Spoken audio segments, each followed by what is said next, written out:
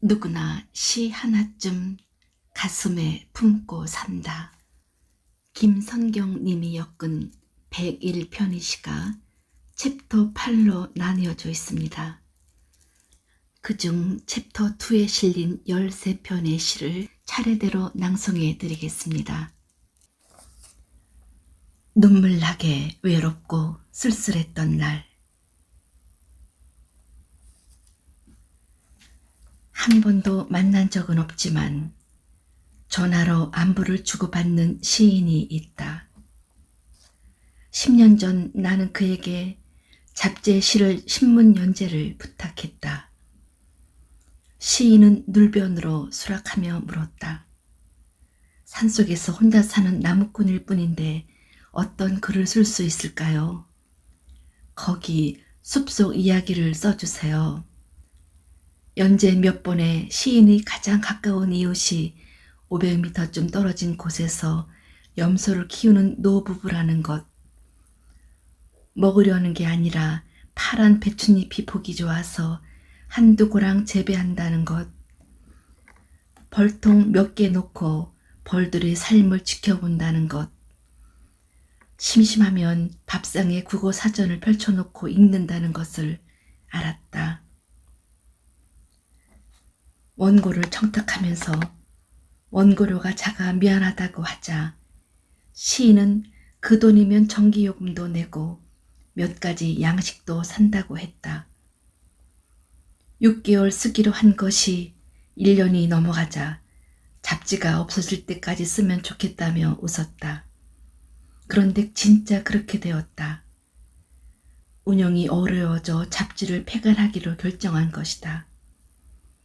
시인에게 그 소식을 어떻게 알려야 할까? 차일피일 미루다 짧은 메일을 보냈다.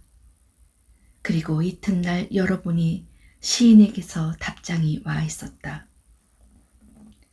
달빛과 함께 전기요금을 나눠내라며 보내주셨던 원고료는 저에겐 잊을 수 없는 추억입니다. 무엇을 타인에게 줄 때 얼마나 겸손과 예의가 필요한 것인가를 글을 연재하면서 알았습니다. 그리고 저는 괜찮습니다. 이제 전기요금은 달님에게 다 내라고 하면 되니까요. 그러고는 곧 실직자가 될 나를 걱정해 주었다. 장마에도 벌들도 꿀을 축낸답니다. 장마 거치고 여름 가을 지나서 벌통을 열어봐야 꿀이 얼마나 들어있는지 안답니다. 부지런한 꿀벌도 제 힘으로 어쩌지 못하는 상황을 만나면 날개를 접고 집안에 있는다고. 그러니 지금 수확이 없다고 스스로를 나무라서는 안 된다는 뜻이었다. 시인이 가꾸는 언어의 숲에서 고른 말들은 얼마나 따뜻한가. 그동안의 마음고생을 알아주는 시인 덕분에 나는 조금 마음이 가벼워졌다. 산속 외딴 집에 전기가 끊어져도 달빛이 있으니까 진짜 안심이 되는 그런 기분이랄까. 돌이켜보면 참 외롭고 쓸쓸했던 그날, 나는 그렇게 위로를 받았더랬다.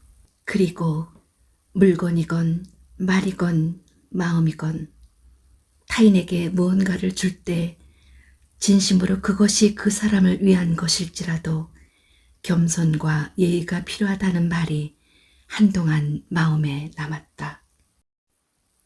때로는 선의에 의한 상처가 더 아픈 법이니까. 생각해보면 시인은 원고 끝에 늘 몇 마디 덧붙여 보냈다. 눈이 내린 아침은 제가 다니는 모든 길이 첫 발자국입니다. 가끔은 저보다 먼저 일어난 작은 짐승들의 발자국을 봅니다. 군불에 묻어둔 고구마를 잊고 잠들었는데 고맙게도 강아지가 쟤를 파헤치고 꺼내 먹었습니다. 오늘 아침에는 개밥 그릇에 살얼음이 끼었습니다. 긴 침묵의 시간이 다가오고 있습니다.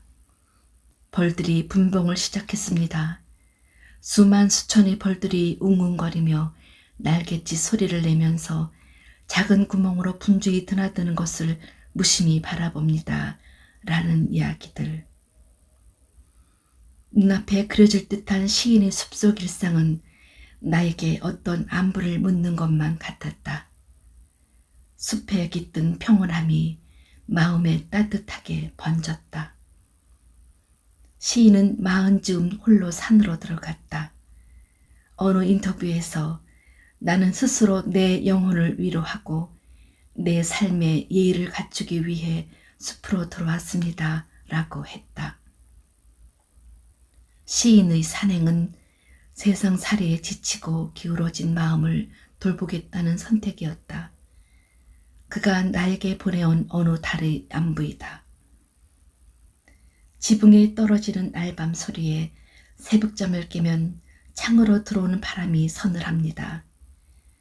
계절은 그렇게 끊임없이 반복하면서 저에게 좀 더 나아질 기회를 주고 있지만 왜 일이 어리석은지 저는 늘 자신을 괴롭힙니다. 오늘은 정신을 추스르고 고추 모종 20개, 마디호박 6포기, 방울토마토 5포기를 심었습니다. 고요한 숲에서도 시인은 이따금 시끄러운 마음과 마주하고 있었다. 어디에 있건 삶은 끝없이 묻고 우리는 답한다. 시인의 숲과 나의 도시는 다르지 않다. 인간의 약한 마음에 대한 연민, 그래서 시인과 나는 서로에게 미안하고 고마워했던 것 같다.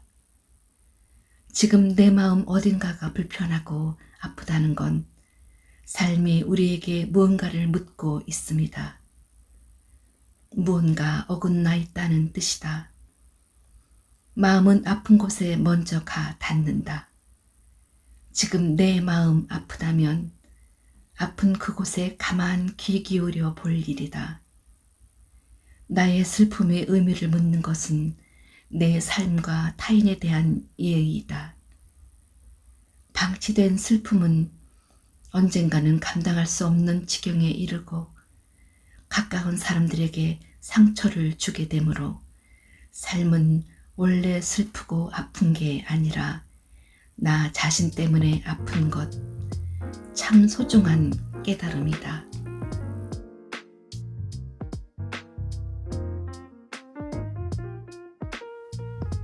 세상 일이 하도 섭해서. 나태주.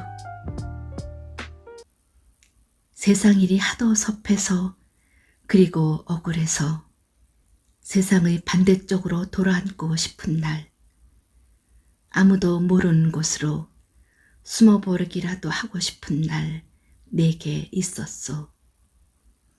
아무한테서도 잊혀지고 싶은 날, 그리하여 소리내어 울고 싶은 날, 참 내게는 많이 있었소.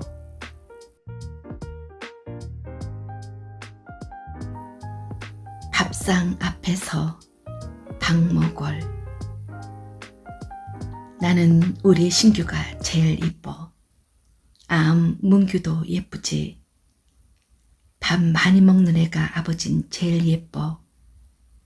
내일은 아빠 돈 벌어가지고 이만큼 선물을 사갖고 오마. 이만큼 벌린 팔에 한아름. 비가 변한 눈 오는 공간, 무슨 짓으로 돈을 벌까? 그것은 내일에 걱정할 일.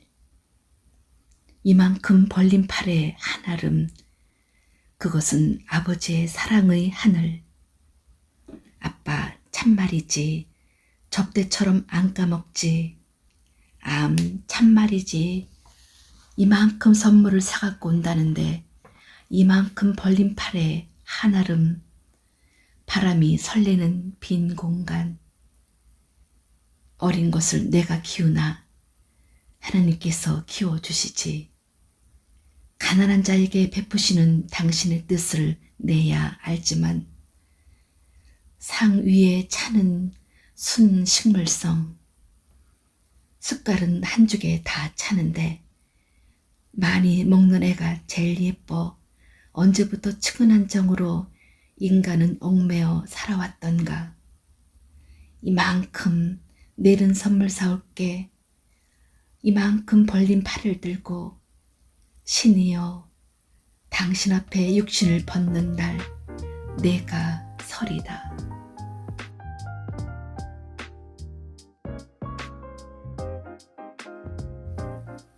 슬픈 웃음 맹문제. 40을 넘기면서 깨달은 사실 중 한 가지는 내게 슬픈 웃음이 많다는 것이다. 업신여기는 사람 앞에서도, 증오하는 상대 앞에서도, 손해를 당하면서도 어느덧 습관이 된 나의 웃음. 그리하여 전철역 계단에서 웅크리고 자는 노숙자를 보면서도, 해고 노동자의 부고를 읽으면서도, 엉터리 심사위원의 변명을 들으면서도 실컷 울지 못한다. 텔레비전의 코미디를 보면서도, 화사한 벚꽃을 보면서도, 놀아달라는 아이의 투정 앞에서도 실컷 웃지 못한다.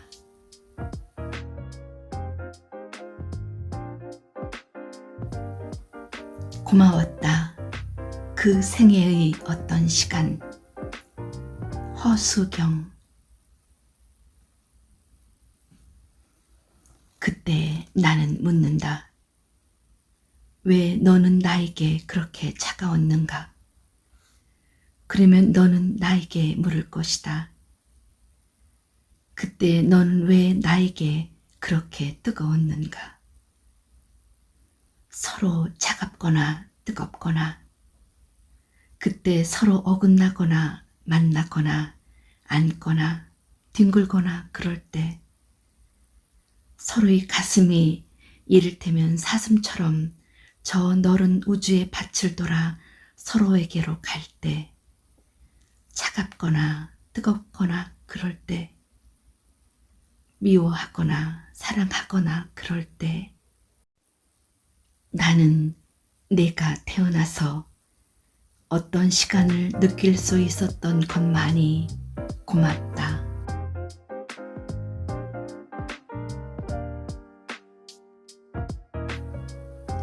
어느 날 고궁을 나오면서. 김수영. 왜 나는 조그마한 일에만 분개하는가? 저 왕궁 대신에, 왕궁의 음탕 대신에 50원짜리 갈비가 기름 덩어리만 나왔다고 분개하고, 옹졸하게 분개하고, 설렁탕집 돼지 같은 주인년한테 욕을 하고, 옹졸하게 욕을 하고, 한번 정정당당하게 붙잡혀간 소설가를 위해서 언론의 자유를 요구하고, 월남 파병에 반대하는 자유를 이행하지 못하고 20원을 받으러 3번씩 4번씩 찾아오는 야경꾼들만 증오하고 있는가? 옹졸한 나의 전통은 유구하고 이제 내 앞에 정서로 가로놓여 있다. 이를테면 이런 일이 있었다. 부산의 포로 수용소의 제14 야전병원에 있을 때 정보원이 너스들과 스폰지를 만들고 거즈를 개키고 있는 나를 보고 포로 경찰이 되지 않는다고, 남자가 뭐 이런 일을 하고 있느냐고 놀린 일이 있었다. 너스들 앞에서. 지금도 내가 반항하고 있는 것은 이 스펀지 만들기와 거저 접고 있는 일과 조금도 다름없다. 개의 울음소리를 듣고 그 비명에 지고 머리에 피도 안 마른 애놈의 투정에 진다.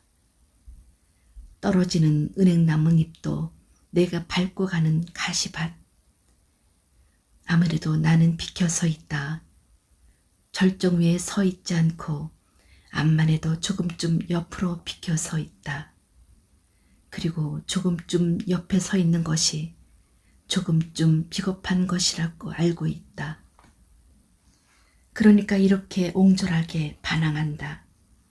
이발쟁이에게 땅 주인에게는 못하고 이발쟁이에게, 구청 직원에게는 못하고 동해 직원에게도 못하고 야경꾼에게 20원 때문에 10원 때문에 1원 때문에 우습지 않느냐 1원 때문에 모래야 나는 얼만큼 적으냐 바람아 먼지야 풀아 나는 얼만큼 적으냐 정말 얼만큼 적으냐.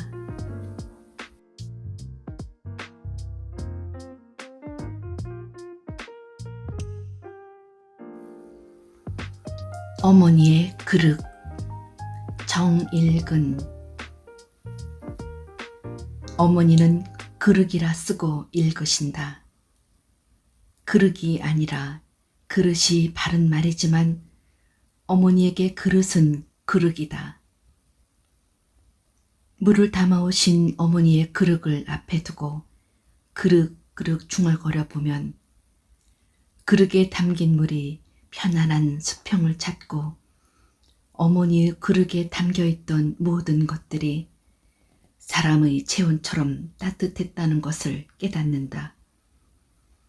나는 학교에서 그릇이라 배웠지만 어머니는 인생을 통해 그릇이라 배웠다.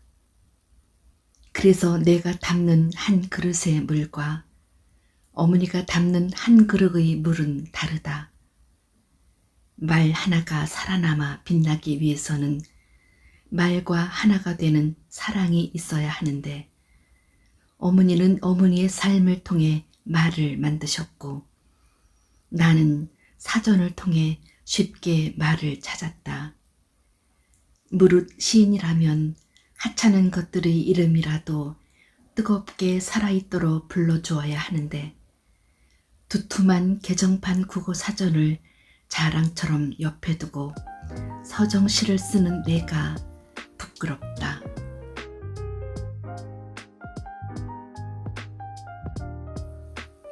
오늘 그대가 한 일들을 떠올려 보라. 조지 엘리엇.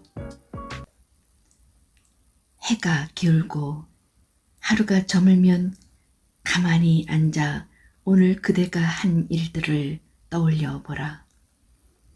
누군가의 마음을 달래줄 따뜻한 말 한마디, 세심한 배려의 행동, 햇살 같은 친절한 눈빛이 있었는지를. 그랬다면 그대는 오늘 하루를 잘 보냈다고 생각해도 좋으리라. 하지만 하루가 다 지나도록 누구에게도 작은 기쁨을 주지 않았다면 온종일 그 긴 시간에도 누군가의 얼굴에 햇살을 비춘 일이 떠오르지 않는다면 지친 영혼을 달래준 아주 사소한 일도 떠오르지 않는다면 그날은 차라리 없는 것보다 더 나쁜 날이었다고 하리라.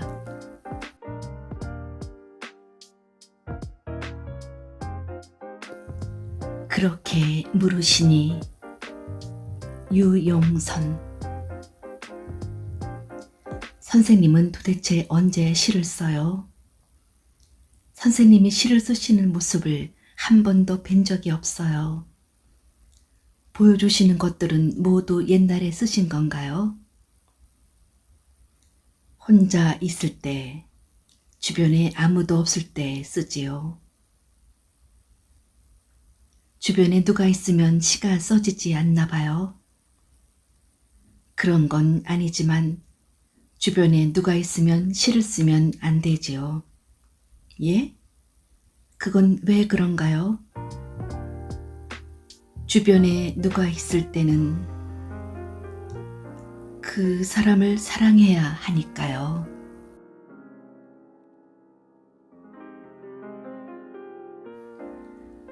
병. 공광규. 고산지대에서 짐을 나르는 야크는 3000m 이하로 내려가면 오히려 시름시름 아프다고 한다. 새 속에 물들지 않은 동물. 주변에도 시름시름 아픈 사람들이 많다. 이런저런 이유로 아파 죽음까지 생각하는 사람도 있다. 그런데 나는 하나도 아프지 않다. 직장도 잘 다니고 아부도 잘하고 돈벌이도 아직 무난하다. 내가 병든 것이다.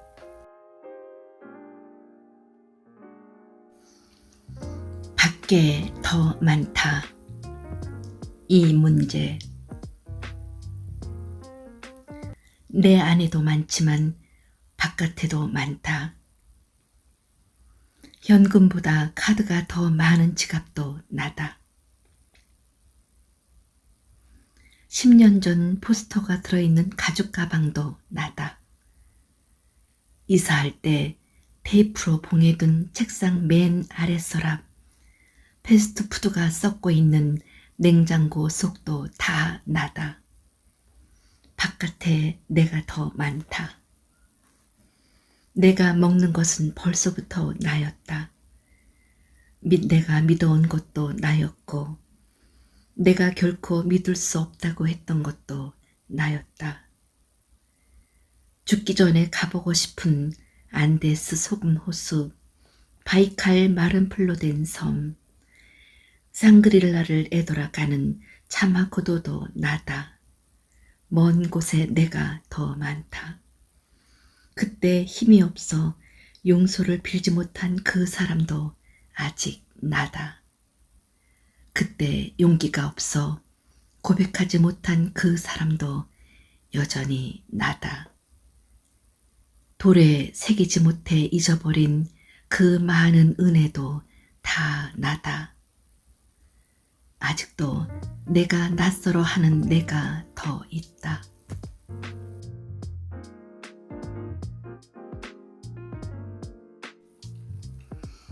강아지. 조병화. 지금 내가 임시로 기거하고 있는 명륜동 1가 나산빌라 현관에 언제부터인지 작은 강아지 한 마리가 메어져 있다.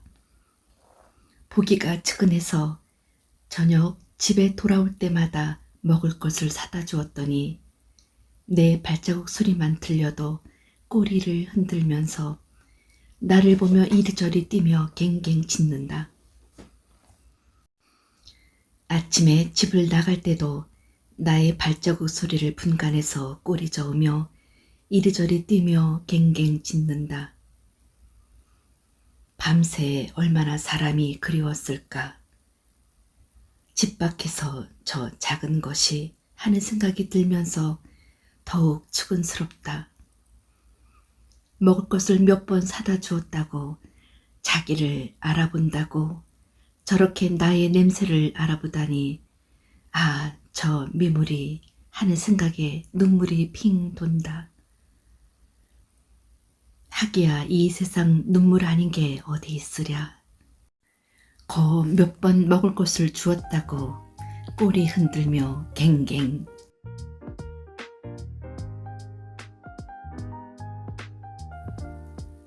나를 멈추게 하는 것들. 반칠환. 보도 블록 틈에 핀 쓴바귀꽃 한 포기가 나를 멈추게 한다. 어쩌다 서울 하늘을 선회하는 제비 한두 마리가 나를 멈추게 한다. 6교 아래 봄볕에 탄 까만 얼굴로 도라지를 다듬는 할머니의 연모습이 나를 멈추게 한다. 굽은 허리로 실업자 아들을 배웅하다 돌아서는 어머니의 뒷모습은 나를 멈추게 한다. 나는 언제나 나를 멈추게 한 힘으로 다시 걷는다.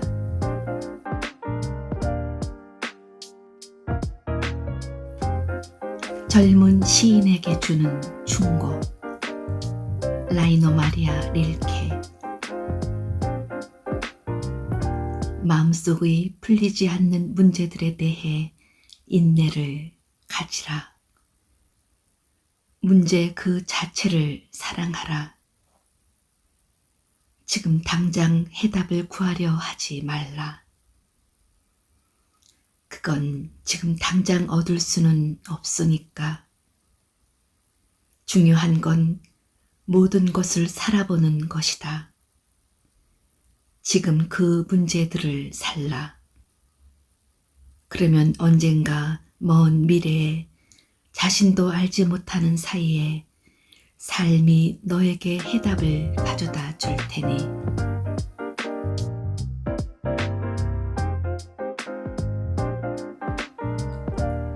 챕터 2에 실린 13편의 시는 여기까지였습니다. 함께 해주신 여러분 고맙습니다.